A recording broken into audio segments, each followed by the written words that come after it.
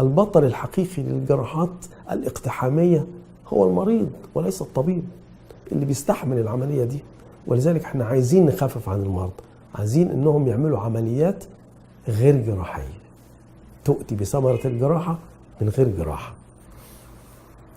التطورات في هذا المجال تطورات مذهلة، وليس أدل على ذلك من أن أنا الشخص اللي ابتديت هذا الموضوع سنة 82 بأن احنا نوسع شريان في رجل عيان بقسطرة بالون، إن أنا بعد 20 سنة نفس الشخص بيجري عمليات أكثر تعقيدا في مخ الإنسان. في 20 سنة تطورت الأمور من تحت لفوق، وصلنا زي ما بنقول من الرأس إلى القدمين، من رأس الإنسان إلى قدميه في شيء يتعمل. في كل حتة بنقف في محطة، والمحطة دي نقدر نجري إجراء علاجي بسيط يخفف من خطورة وسطوة جراحات أشد.